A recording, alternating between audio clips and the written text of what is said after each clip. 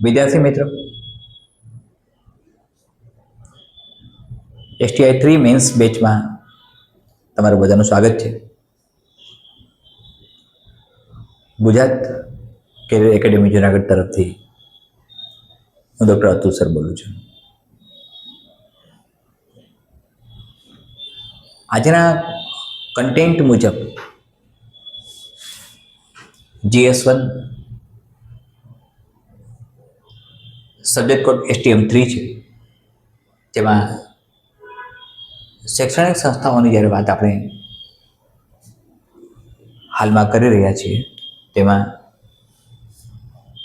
તક્ષશિલા અને વલ્લભી તેનું અધ્યયન આપણે પૂર્ણ કર્યું છે. નાલંદા તરફ જઈએ છીએ.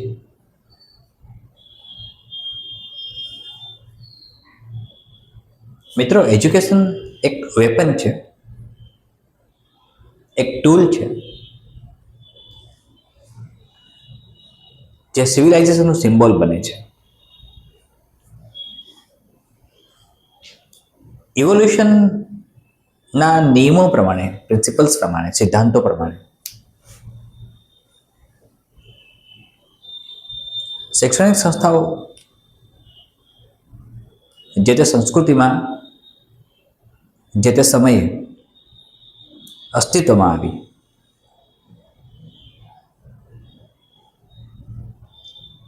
વિશ્વના અત્યંત સન્માનનીય અને લગભગ દરેક વિષયોનું તેમની પાસે અગાધ જ્ઞાન તેવા એરિસ્ટોટલ, પ્લેટો, સોક્રેટિસ એમની સ્વતંત્ર એકેડેમિયા ચલાવતા હતા. એકેડેમિયા વર્ડ જ આવ્યો છે લેટિન ભાષામાંથી.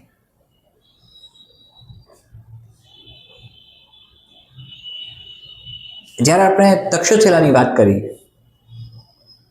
ત્યારે આ તરફ હાલનું રાવલપિંડી,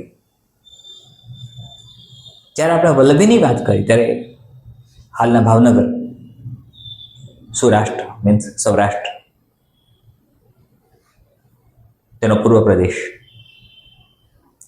અને જ્યારે નાલંદાની વાત કરીએ છીએ ત્યારે આપણે ખસીએ છીએ અને જઈએ છીએ બિહાર તરફ. બિહાર શબ્દ જ બૌદ્ધિઝમની નિપજ છે. વિહાર પરથી બિહાર શબ્દ આવ્યો છે. અને વિહાર શબ્દ તમે બધા જ જાણો છો તે પ્રમાણે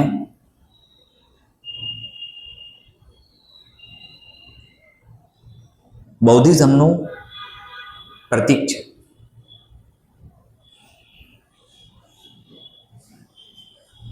મિત્રો, નાલંદા યુનિવર્સિટીનું ફરીથી પુનઃ શૈક્ષણિક કાર્ય શરૂ થઈ ગયું છે. એક અવશેષ તરીકે જે યુનિવર્સિટી હતી પ્રાચીન સમયની, એ નૂતન સમયમાં, અત્યારે આધુનિક સમયમાં ફરીથી તેના મૂળભૂત સ્વરૂપે આકાર ધારણ કરી ચૂકી છે. તમે આ જાણો છો, કરંટ અફેરમાં તમે વાંચ્યું હશે અને સમજ્યા હશો. શિક્ષણના એક વિશિષ્ટ ધામ તરીકે, એક વિશિષ્ટ વિદ્યાપીઠ તરીકે નાલંદા પ્રચલિત હતી. એવું કહેવાય છે મિત્રો કે ત્યાં જે વિદ્યાર્થીઓ ભણ્યા, અભ્યાસ કર્યો, એ વિદ્યાર્થીઓ કે જે ત્યાં અધ્યયન કરીને આગળ ગયા, તેમનું એક સ્વતંત્ર અસ્તિત્વ તેઓ બનાવી શક્યા.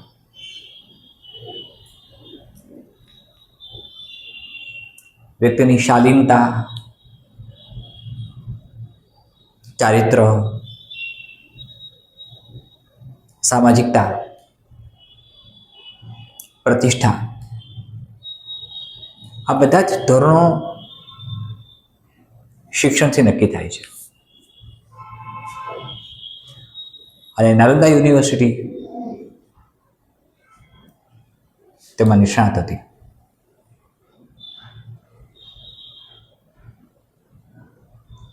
ચાઇનીઝ મુસાફરોએ નોંધ્યું છે નાલંદા યુનિવર્સિટી વિશે ઘણું બધું. મિત્રો, આ GS1 અને GS2માં તમે જ્યારે અધ્યયન કરો છો ઘરે, લાઇબ્રેરીમાં, કોચિંગ ક્લાસીસમાં, કોઈ પણ જગ્યાએ,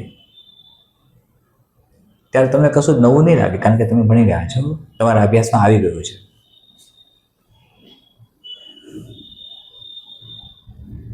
જે તમને આવડે છે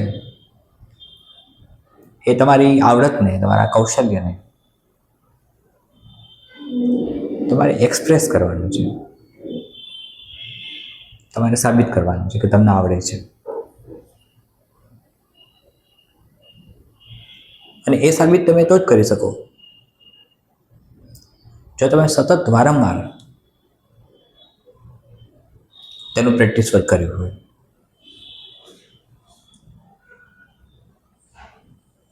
મારા દૃષ્ટિકોણથી મિત્રો કહું તો દિવસના 30 ક્વેશ્ચન્સ, 30 સવાલોના ઉત્તર લખાવવા જોઈએ.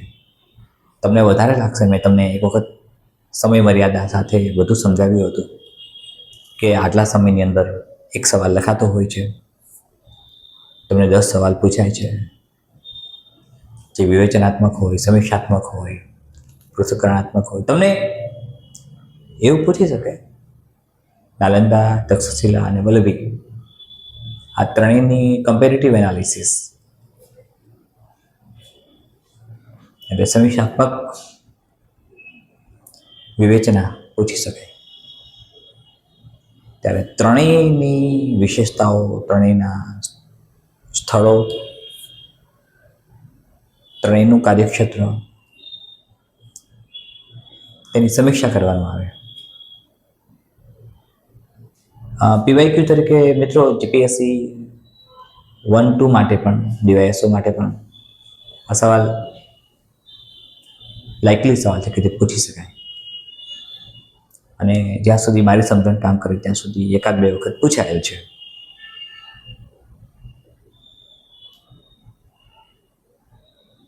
હવે જ્યારે નાલંદાની વાત કરીએ છીએ મિત્રો, ત્યારે એક યુનિવર્સિટી તરીકે, એક વિદ્યાપીઠ તરીકે, એક શૈક્ષણિક સંસ્થા તરીકે તેનું કાર્યક્ષેત્ર શું હતું, તેનું ફિલ્ડ શું હતું, આપણે તેની પણ ચર્ચા કરી લઈએ. તો એક શૈક્ષણિક સંસ્થા તરીકે નાલંદાનો આપણે વિગતવાર અભ્યાસ કરીએ, જે તમને તમારા રાઇટિંગ ટાસ્કમાં ક્યાંક ઉપયોગી સાબિત થશે. મિત્રો, પ્રાચીનતમ વિદ્યાપીઠોમાં નાલંદાનું સ્થાન છે. પ્રાચીન યુનિવર્સિટી તરીકે પ્રસિદ્ધ છે. અને બિહારના પટના જિલ્લાના બડગાંવમાં એ લોકેટેડ હતી. હવે તો આપણે હતી શબ્દ નહીં મૂકી શકીએ, પણ અસ્તિત્વ ફરી આવી ગયું છે. અને એક મોડર્નાઇઝ ફોર્મની અંદર આ જ યુનિવર્સિટી ફરીથી આકાર ધારણ કરી ચૂકી છે. મિત્રો, એ જનરલી 2 કન્સેપ્ટ પર ગયા. નાલંદા યુનિવર્સિટીનો જે કન્સેપ્ટ હતો એ બૌદ્ધિઝમ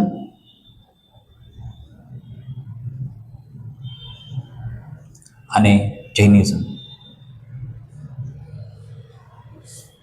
આ બંને પર આધારિત, આ બંનેની પ્રણાલિકાઓ, બંનેની પરંપરાઓ સાથે નાલંદા યુનિવર્સિટીનું શિક્ષણ કાર્ય સંકળાયેલું હતું. હું જ્યારે શિક્ષણ કાર્ય સંકળાયેલું હતું એમ બોલું છું ત્યારે બંનેની અંદર આવતી વિચારધારાઓ, મિત્રો એક લિંક તમે કરી શકો. જ્યારે બૌદ્ધિઝમ અને જૈનિઝમ એક અલગ કન્ટેન્ટ તરીકે પૂછાય છે ત્યારે નાલંદા સાથે તમે એને લિંક કરી શકો છો. તમે તક્ષશિલા અને વલ્લભી સાથે પણ લિંક કરી શકો છો. અને બૌદ્ધિઝમ અને જૈનિઝમના કન્સેપ્ટ તમારા મનમાં એકદમ સ્પષ્ટ થવા જોઈએ. જે તમે જ્યારે લખશો ત્યારે તેનું એક્સપ્રેશન એવું થવું જોઈએ કે તમે અલગ અલગ બાબતોને જે કોમન છે તેની સાથે જોડો છો. તમે એ પણ સમજી શકો છો કે બૌદ્ધિઝમ અને જૈનિઝમ આ બંને, આ ત્રણેયમાં લગભગ ક્યાંક કોમન જોવા મળે છે. Particularly Buddhism. ભગવાન બુદ્ધનું એક અદ્ભુત વાક્ય છે, desire is the cause of all અનહેપીનેસીસ.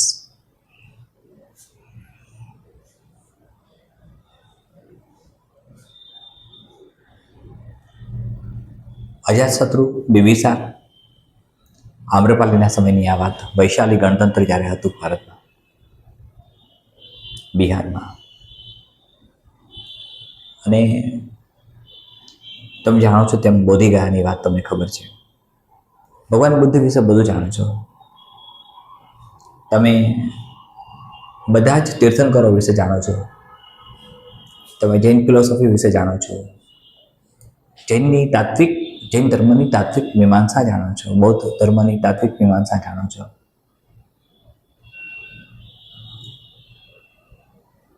પણ તક્ષશિલા યુનિવર્સિટીની સાથે જ્યારે આપણે વલ્લભી યુનિવર્સિટીને સરખાવીએ, નાલંદાને સરખાવીએ, ત્યારે કોમનનેસ આવે છે કે ટ્રેડિશન જેની હતી, પરંપરા હતી, એ પરંપરાઓ બધી જ જૈનિઝમ અને બૌદ્ધિઝમ સાથે સંકળાયેલી હતી. એટલે પરંપરાગત મૂલ્યો જે છે એ બૌદ્ધિઝમ અને જૈનિઝમના રહ્યા. સાથે મહાવીર સ્વામી, એવું કહેવાય છે મિત્રો, તેમણે તેમના 14 ચતુર્માસ ત્યાં વિતાવ્યા. ચેછેલા તીર્થંકર જૈન ધર્મના 24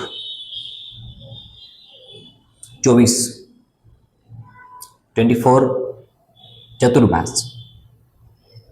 મિત્રો ચતુર્માસ જ્યારે ગુજરાતી ભાષામાં તમને પૂછાય ત્યારે એ દ્વિગુ સમાસ છે. ચતુર્માસ શબ્દ જ્યારે પૂછાય ત્યારે દ્વિગુ સમાસ છે. જનરલી જૈન પરંપરા પ્રમાણે જૈન મુનિઓ, સાધ્વીઓ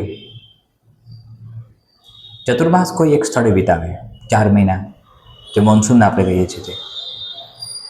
તો ભગવાન મહાવીરે તેમના જીવનના 14 ચાતુર્માસ અહીંયા વિતાવ્યા. એટલે આપણે એમ કહીએ કે એક વર્ષમાં 4 મહિના હોય તો બટ નેચરલી 14 યર્સ સુધી ભગવાન મહાવીર નાલંદા યુનિવર્સિટીમાં પધાર્યા હશે. સાથે એકદમ યાત્રાનું સ્થાન છે તે સમય હતું, પર્ટિક્યુલરલી જૈન લોકો માટે. મિત્રો કુમારગુપ્તાનું પણ એકદમ મહત્વ છે. ત્યાં એમણે એક મોન્ટેસરી બનાવી કુમારગુપ્તાએ, અને નાલંદાની પ્રસિદ્ધિ ખૂબ જ દિવસે ને દિવસે વધતી જતી હતી. એક યુનિવર્સિટી તરીકે અને બૌદ્ધિઝમ અને જૈનિઝમ ટ્રેડિશનના એક ભાગરૂપે ત્યાં સતત શિક્ષણ કાર્યનો વિકાસ થતો ગયો. હ્યુમન લાઈફ અને હ્યુમન લાઈફના એપ્રોચીસનો પણ ત્યાં ક્રમશઃ વિકાસ થતો ગયો. સાથે એવું પણ કહેવાય છે કે ત્યાં અનેક પ્રકારની હસ્તલિપિઓ જોવા મળે છે. આર્કિયોલોજીકલ સર્વે ઓફ ઇન્ડિયા એમ બતાવે છે મિત્રો કે ત્યાં અનેક પ્રકારની ડિફરન્ટ કાઇન્ડ્સ ઓફ, પર્ટિક્યુલરલી એવું પણ કહેવાય છે કે થાઉઝન્ડ્સ ઓફ પ્રાઇસલેસ ટ્રેઝર્સ ઓફ મેન્યુસ્ક્રિપ્ટ્સ એમ બતાવે છે કે ભારતમાં કેટલી બધી પ્રાચીન લિપિઓ હતી. ભારતીય સંસ્કૃતિની આ એક અદ્ભુત મીમાંસા છે. તમે વારંવાર એક નિબંધ લખી ચૂક્યા છો, વારંવાર તમે અધ્યયનમાં રહી ચૂક્યા છો, વારંવાર તમને શીખવાડવામાં આવ્યું છે વિવિધતામાં એકતા એ ભારતીય સંસ્કૃતિનું પ્રતીક છે. સાથે આ એક ભારતીય સંસ્કૃતિનું અદ્ભુત સ્થાન બન્યું. એવું પણ કહેવાય છે કે વિશ્વના અનેક વિસ્તારોમાંથી અનેક વિદ્યાર્થીઓ ત્યાં અભ્યાસ અને અધ્યયન માટે આવતા હતા. મિત્રો, ચાઇનામાંથી જેનો ખૂબ જ ગ્રેટ ટ્રાવેલર ગણાય છે યુએન સંઘ, એ પણ અહીંયા આવ્યા, મુલાકાત લીધી. કદાચ તમારી પાસે જો ગુજરાત પાઠ્યપુસ્તક મંડળના પુસ્તકો હોય, એનસીઆરટીના વાંચ્યા હોય અને જો કોઈ ચેન્જીસ ન કર્યું હોય તો એમાં એવું હશે કે હવે એ યુનિવર્સિટી નથી રહી, અવશેષો રહ્યા છે. પણ વાસ્તવમાં ફરીથી એનું મેં કહ્યું રિનોવેશન થઈ ગયું છે. ફરીથી આ જ યુનિવર્સિટી પ્રાચીન યુનિવર્સિટી, અદ્યતન યુનિવર્સિટી બની ગઈ છે. નાલંદા યુનિવર્સિટીમાંથી જે વિદ્યાર્થીએ શિક્ષણ મેળવ્યું હોય અને એક સફળ વિદ્યાર્થી તરીકે જ્યારે એ યુનિવર્સિટીમાંથી શિક્ષણ મેળવીને સમાજમાં આવ્યા હોય ત્યારે એનું એક અદ્ભુત સ્થાન સમાજમાં હતું. આદર્શ વિદ્યાર્થી તરીકે એની ઓળખ થતી. મિત્રો, આદર્શ વિદ્યાર્થી તરીકે ઓળખ થવી એટલે શું? તો આદર્શ વિદ્યાર્થીના લક્ષણો કેવા હોવા જોઈએ? એ માત્ર ઓબેડિયન્ટ હોય, એ સતત મહેનતુ હોય, પ્રજન પુરુષાર્થી હોય, એ અથવા તો એ સતત અભ્યાસનિષ્ઠ હોય, એ કર્મશીલ હોય, એ માતા પિતાની આજ્ઞાનું પાલન કરતો હોય, એ શિક્ષકોનું માનતા હોય. એ મિત્રો, આદર્શ વિદ્યાર્થીમાં બધા જ પ્રકારના સદગુણો હોવા જોઈએ, તમામ પ્રકારના. અને એટલે જ કહ્યું છે ને કે ત્યાંથી જે નાલંદા યુનિવર્સિટીમાંથી કોઈ વિદ્યાર્થી પસાર થાય અને એ ત્યાંથી અધ્યયન કરીને જ્યારે સમાજમાં આવે છે, અભ્યાસ પૂર્ણ કરીને, ત્યારે એક આદર્શ વિદ્યાર્થી તરીકેની છાપ છોડી જાય છે. એટલે નાલંદા યુનિવર્સિટીનું એક અનેરું સ્થાન એક આદર્શ વિદ્યાર્થીને એસ્ટાબ્લિશ કરવામાં આવ્યું. જ્યારે આદર્શ વિદ્યાર્થીને એસ્ટાબ્લિશ કરે ત્યારે આદર્શ આપણે કોને કહીએ? આદર્શ એને કહીએ કે જેના મૂલ્યો સત્યનિષ્ઠ હોય, પારદર્શિત હોય, સ્પષ્ટ હોય, શિસ્તબદ્ધ હોય, સત્યનિષ્ઠ હોય. આ બધું મિત્રો એથિક્સમાં આવે. અને એથિક્સ એકદમ સરળ વિષય છે. જો તમે સમજો તો એથિક્સમાં તકલીફ ન થવી જોઈએ. અને આ જ કદાચ કન્સેપ્ટના આધારે અંગ્રેજોએ ભારતમાં જે ટ્રેનિંગ સેન્ટર બનાવ્યા શિક્ષણ માટેના. સાથે એક ઓફિસર જ્યારે તાલીમ લેવા જાય છે કોમ્પિટિટિવ એક્ઝામ પાસ કરીને, ત્યારે એને ચોક્કસ પ્રકારના જે કોડ ઓફ કન્ડક્ટ શીખવાડવામાં આવે છે. એ ખૂબ જરૂરી છે. એક પ્રશાસક માટે આ બધું જરૂરી છે. અને એક આદર્શ વિદ્યાર્થી તરીકે આ બધું જ નાલંદા યુનિવર્સિટીમાંથી એમને મળતું જે તે સમયે. સાથે મિત્રો એવું પણ કહેવાય છે કે અરાઉન્ડ અબાઉટ 11th સેન્ચુરી એ એના ગોલ્ડન પીરિયડમાં હતું, સુવર્ણ યુગ હતો 11th સેન્ચુરી.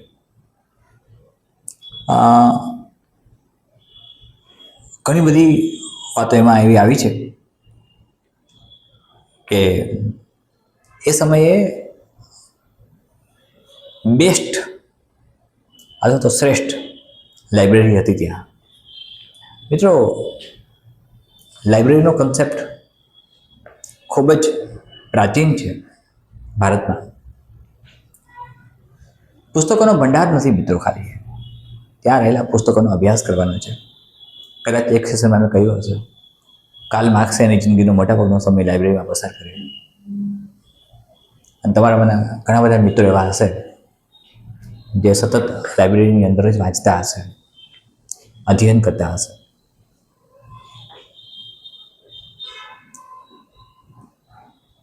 લાઇબ્રેરી એક એવું તત્વ છે વિદ્યાર્થીના જીવનનું જેની સાથે વણાઈ જાય છે. મિત્રો, મને બરાબર યાદ છે જ્યારે હું અમદાવાદ સિવિલ હોસ્પિટલમાં બીજે મેડિકલ કોલેજમાં MBBSમાં અભ્યાસ કરતો, ત્યારે ત્યાંની લાઇબ્રેરી બીજે મેડિકલ કોલેજની 24 અવર્સ ખુલ્લી રહેતી. એ ક્યારેય બંધ જ થઈ નહોતી. 24 અવર્સ.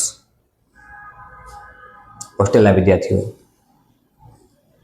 અને અમદાવાદ શહેરના વિદ્યાર્થીઓ પણ ત્યાં 24 અવર્સમાં જે સમયે ધારે ત્યારે વાંચી શકે, પુસ્તકો મેળવી શકે. તમને ખબર છે કે ગુજરાતમાં લાઇબ્રેરી મૂવમેન્ટ કોણે સ્ટાર્ટ કરી, કોણે શરૂ કરી, લાઇબ્રેરીનું અસ્તિત્વ કેમ આવ્યું, ગુજરાતમાં લાઇબ્રેરીનો વધારે વિકાસ થાય. મિત્રો, લાઇબ્રેરી એક સામાન્ય વાત નથી. અને જે નાલંદા યુનિવર્સિટીમાં 11th સેન્ચુરીમાં સૌથી શ્રેષ્ઠ લાઇબ્રેરી, વિશ્વની લાઇબ્રેરીઓમાંની એક ગણાતી હતી. માત્ર ગ્રંથાલય નથી કે જ્યાં ગ્રંથોનો સંગ્રહ છે, એની એક યુટિલિટી છે, એક એનું સ્પેસિફિકેશન છે. સાથે મિત્રો, વિશ્વમાંથી અનેક વિદ્યાર્થીઓ અલગ અલગ વિસ્તારોમાંથી ત્યાં સ્ટડી કરતા, અભ્યાસ કરવા માટે આવતા. મિત્રો, લાઇબ્રેરી કેટલી બધી સમૃદ્ધ હતી એનો ખ્યાલ એના પછી આપણને આવે છે કે યુએન સંઘ જ્યારે મુલાકાતે આવ્યા નાલંદાની, ત્યારે એમની સાથે લગભગ 657 બુક્સ એ ચાઇના લઈ ગયા. 657 બુક્સ એમની સાથે ચાઇના લઈ ગયા. 657, ધ્યાન રાખજો. તો તમે સમજો છો કે એની સમૃદ્ધિ કેટલી હતી. સાથે યુએન સંઘની જે વિઝિટ હતી એ 7th સેન્ચુરીમાં હતી નાલંદાની. ખૂબ જ મોટા અલગ અલગ રૂમ્સ હતા, હોલ્સ હતા, જ્યાં વિદ્યાર્થીઓ વાંચી શકે. મિત્રો, તમને જાણે નવાઈ લાગશે કે ત્યાં 300 લેક્ચર રૂમ્સ હતા. Big, huge. 300 lecture holes. સાથે વિદ્યાર્થીઓને રહેવા માટે, એકોમોડેશન કરવા માટે એમને હોસ્ટેલ સુવિધા હતી. એક ચોક્કસ પ્રકારની મોન્ટેસરીઝ બનાવવામાં આવેલી જ્યાં વિદ્યાર્થીઓ રહી શકે. અને ઘણા બધા ગામડાઓ એવા હતા, વિલેજીસ એવા હતા, ઘણા બધા લોકો એવા હતા કે જેમણે આ યુનિવર્સિટીના સર્વાઈવલ માટે, મેન્ટેનન્સ માટે ડોનેટ કર્યું.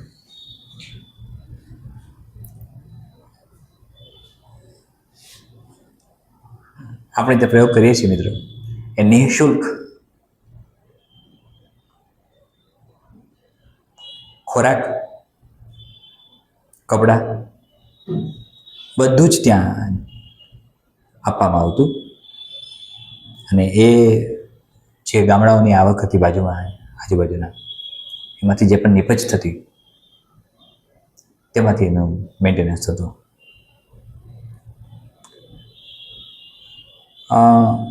જે લાઇબ્રેરી એરિયા હતો મિત્રો ત્યાંનો, એને ધર્મગુંજ નામથી ઓળખવામાં આવે. ધર્મગુંજ. અને લગભગ 5th થી 11th સેન્ચુરીની આસપાસ નાલંદાએ એનું એક અદ્ભુત સ્થાન શૈક્ષણિક જગતમાં અને શૈક્ષણિક સંસ્થા તરીકે મેળવ્યું. એટલે નાલંદાની જ્યારે વાત કરીએ ત્યારે તમારે હવે ધ્યાન શું રાખવાનું છે મિત્રો? તો શૈક્ષણિક સંસ્થાઓમાંથી કોઈ એક ટોપિક પૂછાય છે, દેશ સમીક્ષાત્મક હોય, અવલોચનાત્મક હોય, આલોચનાત્મક હોય, એક શબ્દ મારો અવલોકનાત્મક પણ છે, પૃથ્થકરણાત્મક હોય, આ બધા શબ્દો છાપેલા છે કન્ટેન્ટની અંદર, એટલે હું બોલું છું. પણ એ પૂછાય તો તમારે ત્રણેયની સાપેક્ષ સરખામણી કરવાની આવે કે તક્ષશિલા, વલ્લભી અને નાલંદા વચ્ચે લિંકિંગ શું થાય છે. એક સૌથી મોટું લિંકિંગ પરિબળ તમને મળ્યું બૌદ્ધિઝમ, જે હમણાં જ હું બોલ્યો. સૌથી મોટું પરિબળ એ જોવા મળે. તક્ષશિલાની વાત કરીએ આપણે ત્યારે આપણે અફઘાનિસ્તાન તરફ ગયા, ગાંધાર રિજિયન તરફ ગયા, રાવલપિંડી તરફ ગયા. વલ્લભીની વાત કરીએ તો ભાવનગર હાલનું, અને સૌરાષ્ટ્રના પૂર્વ વિસ્તારની વાત કરીએ આપણે. જ્યારે નાલંદાની વાત કરીએ છીએ ત્યારે બિહાર તરફ જઈએ છીએ. મિત્રો, કંઈક અંશેનો ગ્રાફ આવો બને છે.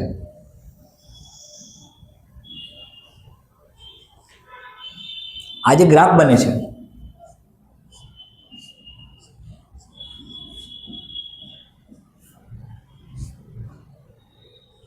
એ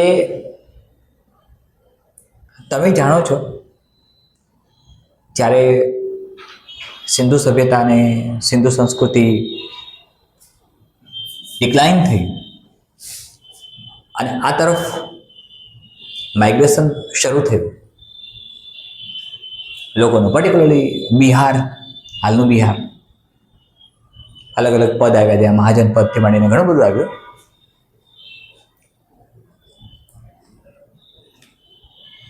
સંસ્કૃતિ આદાન પ્રદાનથી વિકસે છે, ઝૂમી ઉઠે છે, તેનો વિકાસ થાય છે, પ્રગતિ થાય છે, અને સતત સંસ્કૃતિ આગળ વધે છે.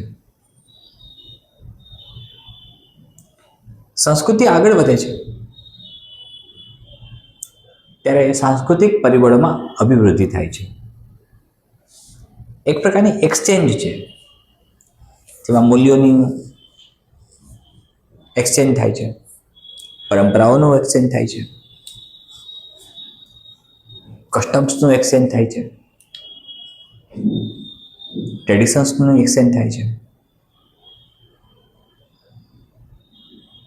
સંસ્કૃતિ શબ્દ જ બતાવે છે ને મિત્રો. એટલે શિક્ષણે આ જે યુનિવર્સિટી બધી બની તેમણે અદ્ભુત કાર્ય કર્યું. હા, એ વાત ખરી કે ડિક્લાઇનના પરિબળો જોવા મળ્યા. મિત્રો, 1934માં એક ઇંગ્લિશ પર્સને ઇન્ડિયન કલ્ચર ઉપર પીએચડી કર્યું અને એક થીસિસ લખ્યો છે. એ થીસિસની એક કોપી મારી પાસે છે. મને નામ અત્યારે યાદ નથી આવતું ઇંગ્લિશ પર્સનનું, કારણ કે લગભગ આઈ થિંક 35 યર્સ ઓલ્ડ છે, 30 યર્સ ઓલ્ડ છે. બુક મારી પાસે જે છે તે સમયે મેં વાંચેલી, અને એ તો મેં કહ્યું 1934ની આસપાસ એમણે પીએચડી થીસિસ તરીકે સબમિટ કર્યું. આઈ થિંક બરાબર કેમ્બ્રિજ યુનિવર્સિટીમાં સબમિશન હતું. એમાં નાલંદા યુનિવર્સિટી વિશે મેં વાંચેલું ઘણું બધું જે તે સમયે. આજે 34 યર્સ થઈ ગયા કે વાતને, જ્યારે મેં વાંચ્યું હશે, તૈયાર કર્યું હશે, એટલે ઘણી બધી વસ્તુઓ મારાથી સ્કીપિંગ પણ થઈ જતી હશે. પણ તમે જ્યારે લખો છો ત્યારે સમીક્ષાત્મક લેખન રાખશો એટલે તમને ખ્યાલ આવશે કે આ પ્રકારે આ ત્રણેય યુનિવર્સિટી વચ્ચેની સામ્યતા હતી. બીજો શૈક્ષણિક સંસ્થાઓનો કન્ટેન્ટ અહીંયા પૂરો થાય છે. ઇતિહાસ પોઈન્ટ ઓફ વ્યૂ આપણે જોઈએ છીએ ત્યારે બાકીના બધા જ પોઈન્ટ્સ આપણે તૈયાર કરીએ છીએ. આવતીકાલે ફરીથી મળીએ છીએ મિત્રો. એક એનાઉન્સમેન્ટ ઓલરેડી થઈ ચૂકી છે કે મંડે ઓનવર્ડ્સ આપણે અવલોકન મોડ્યુલર ટેસ્ટ સિરીઝ શરૂ કરવા જઈ રહ્યા છીએ. સાથે મેં એ પણ જાહેરાત કરી છે કે જે મિત્રોને જુનાગઢ હેડક્વાર્ટર ખાતે પ્રશિક્ષણ મેળવવું છે, ટ્રેનિંગ મેળવવું છે, તેઓને ફ્રી ઓફ કોસ્ટ બધી સગવડતાઓ 24 અવર્સ માટે આપવામાં આવે, વાંચી શકે, લાઇબ્રેરીનો ઉપયોગ કરી શકે, બધી સગવડતાઓ એમને પ્રોવાઈડ કરવી એવું ઓલરેડી નક્કી થઈ ચૂક્યું છે. અને આપણે એ તરફ આગળ વધીએ છીએ. જે મિત્રો ઇન્ટરેસ્ટેડ છે, જે મિત્રો રસ ધરાવે છે, અભિરુચિ ધરાવે છે, આવવું છે, તેઓ આવકારે છે, એમને આમંત્રણ આપવામાં આવે છે. એ મિત્રો હેલ્પલાઇન નંબરનો સંપર્ક કરશે. મિત્રો એક આ કન્ટેન્ટ એવો છે તક્ષશિલા, નાલંદા અને વલ્લભીનો કે જે એક વખત જીપીએસસી 1-2 ડિવાઇસોમાં પૂછાયેલ છે. સામાન્ય સંજોગોમાં એ સામાન્ય ફોર્મમાં પૂછાય, એમાં એકદમ ફેરવીને ન પૂછે, પણ કદાચ તમને કોઈ કન્સેપ્ટ એવો પૂછે કોઈ લિંકિંગ કરીને તો તમને આવડવું જોઈએ. એટલે તમે જ્યારે એનું અધ્યયન કરો છો મિત્રો, કન્ટેન્ટ મજબૂત હોય એ સારી વાત છે. કન્ટેન્ટની મજબૂતાઈ સાથે તમારી લેખન શૈલી એકદમ પ્રવાહી હોય, સાથે થોડી રિજિડિટી પણ હોય, એક ફ્રેમવર્કની અંદર હોય, એક સમય મર્યાદા, વર્ડ્સ મર્યાદા, શબ્દોની મર્યાદા, સમયની મર્યાદામાં એક ફ્રેમ બનાવીને રહેવાનું હોય છે એમાં. એટલે એ પણ તમારે ધ્યાનમાં રાખવાનું છે. આપણે ફરીથી કાલે મળીએ છીએ મિત્રો. શક્ય હોય ત્યાં સુધી બધા જ મિત્રો સુધી આ સેશન્સ બધા પહોંચતા થાય. મિત્રો કશુંક ઉપયોગી લાગશે તમે જ્યારે STI 3 મેન્સ આપવા જશો ત્યારે મને વિશ્વાસ છે તમે ડૉક્ટર અતુલ સરને અને ગુજરાત કેડેટ એકેડેમીને યાદ કરશો કે આવું કંઈક સર બોલ્યા હતા અને એ આવ્યું. જે બોલ્યા હતા એ આવ્યું. એ મિત્રો એક અનુભવના આધારે કહી શકાય છે. અને એના માટે એ પરિસ્થિતિમાંથી પસાર થવું પડે છે. તમે જે નિષ્ફળતામાંથી પસાર થયા છો એ જ નિષ્ફળતામાંથી હું પસાર થયો છું. તમે જે પીડા અને વેદના અનુભવતા હશો એ જ પીડા અને વેદના મેં અનુભવી હશે. તમે જે મુશ્કેલ પરિસ્થિતિઓનો સામનો કરી રહ્યા છો એ જ મુશ્કેલ પરિસ્થિતિનો સામનો મેં કર્યો હશે. કદાચ કંઈક થોડા ફેરફારો હશે, પણ આ દુનિયામાં કશું જ મહેનત વગર મળતું નથી. સતત, સખત અને કન્ટિન્યુઅસ પ્રચંડ પુરુષાર્થ કરો. તમને જ્યાં પણ માર્ગદર્શનની જરૂર છે ત્યાં ગુજરાત કેરિયર એકેડેમી તરફથી હું ડૉક્ટર અતુલ સર તૈયાર છું. પણ તમે પણ તૈયાર થાઓ મિત્રો. એક મહિનો લગભગ પસાર થઈ જશે આપણા આ સંવાદને લેક્ચર શરૂ કરી આપણે એને 1 મેની આસપાસ, આઈ થિંક સો. આ 1 મહિનામાં તમને શું મળ્યું એ મને ખબર નથી, પણ મને તો એવું લાગે છે કે તમને અધ્યયન કર્યા એનો મને સંતોષ છે. મારી યાદો ફરીથી તાજી થાય છે, મારી સ્મૃતિઓમાં ફરીથી એ તાદૃશ્ય થાય છે. અને જે તે સમય મેં વાંચેલું, સઘન અધ્યયન કરેલું, અને એક આનંદની ઝલક મને મળે છે. એક અદ્ભુત પરિતોષ, મિત્રો પરિતોષ મને મળે છે, અદ્ભુત પરિતોષ. પરિતોષ શબ્દ મિત્રો આવે ત્યારે પરિતોષ શબ્દ છે સંતોષ બતાવે છે, અને પારિતોષ આવે ત્યારે ઇનામ બતાવે છે. આ ધ્યાનથી સમજો, આ પરિતોષ અને પારિતોષ. ઘણા બધા મિત્રો ગુજરાતી અને અંગ્રેજી અને જીએસના પેપર્સ મને મોકલે છે. એમાં આજે નાની ભૂલો આવી આવે છે ક્યાંક. એ ભૂલો રેક્ટિફાઈ થવી જોઈએ, અને એ ભૂલો, એ બધી જ ભૂલોનું રેક્ટિફિકેશન થવું જોઈએ. નાની નાની ક્ષતિઓ હોય છે, નાની ભૂલો હોય છે, અને એ ક્ષતિઓની જો પૂર્તિ થઈ જાય તો ચોક્કસ મેરિટ બની જાય છે. મિત્રો ફરીથી કાલે મળીએ છીએ આપણે એક નવા કન્ટેન્ટ અને નવા કન્સેપ્ટ સાથે. ધન્યવાદ. જય હિન્દ. વંદે માતરમ.